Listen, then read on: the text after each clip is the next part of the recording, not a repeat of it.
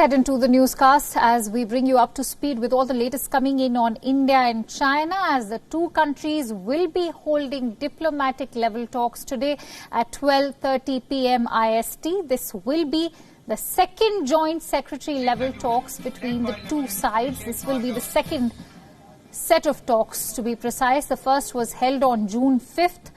The working mechanism for consultation and coordination on India-China border affairs, or the WMCC, will hold a meeting to discuss border tensions between the two countries. This comes after India and China agreed to disengage following a marathon 11-hour military level talks on Monday. For more details, let's quickly get in a perspective from our principal diplomatic correspondent, Siddhant Sibal, who's joining us live from New Delhi at this hour. Siddhant, now on Monday we learned that armies of India and China had agreed to take steps to cool down the situation and mutually disengage. What should we expect from today's joint secretary level talks?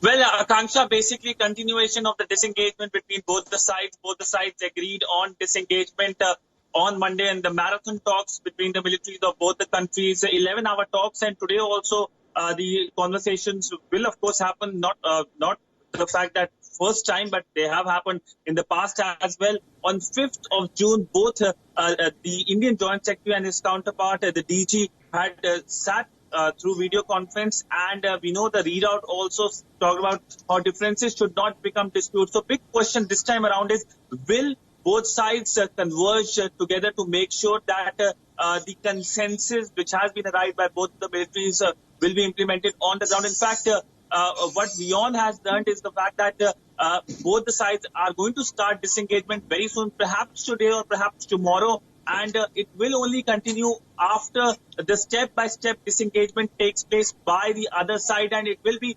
verifiable disengagement. Only then both the sides will go forward. So situation remains, of course, precarious. It remains very delicate. The focus, of course, is to make sure that the entire face-off or the situation does not exacerbate. We know that both sides are now keen to make sure that there is a cooling down which happens. But of course, there is a lot of anti-China sentiment in India in the aftermath of the face-off in which 20 Indian soldiers died.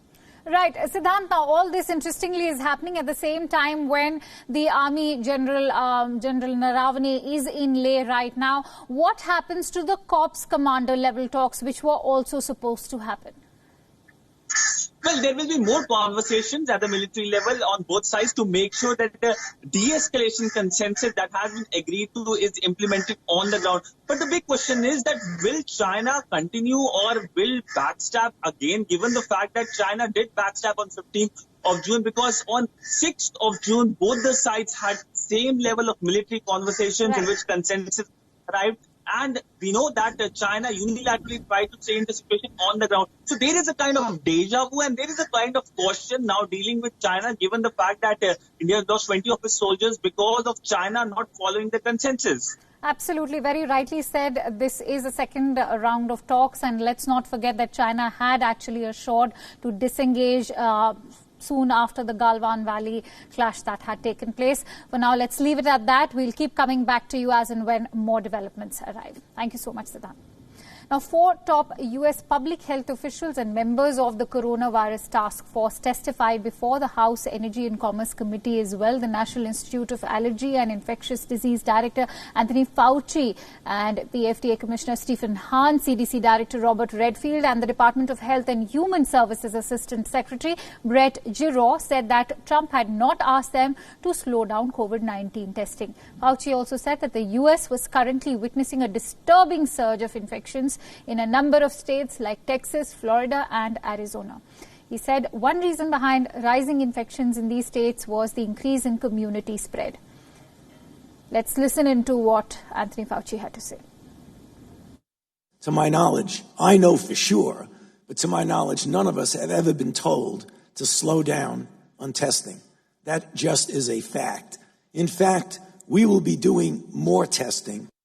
Neither the president nor anyone in the administration has instructed or suggested that we should do less testing, have said that to me, and we are proceeding in just the opposite. We want to do more testing of higher quality. Now, during the campaign rally in Tulsa, Trump had said that testing was a double-edged sword. He also said that he had asked experts to slow down testing. Most attendees at the rally did not wear masks or followed social distancing guidelines. Experts have raised concerns that the reopening of the U.S. economy could lead to a fresh wave of infections. A number of U.S. states, including Texas and Arizona, have relaxed social distancing rules. Even though COVID-19 cases continue to rise, hospital beds are rapidly filling. Last week, U.S. health officials warned that states witnessing a spike in COVID-19 cases may need to reimpose strict restrictions similar to what was implemented in March. Right now, the next couple of weeks are going to be critical in our ability to address those surgings that we're seeing in Florida, in Texas, in Arizona, and in other states. They're not the only ones that are having a difficulty. Bottom line, Mr. Chairman, it's a mixed bag. Some good and some now we have a problem with. There are more than 2 million COVID-19 cases in the U.S. More than 122,000 people have lost their lives.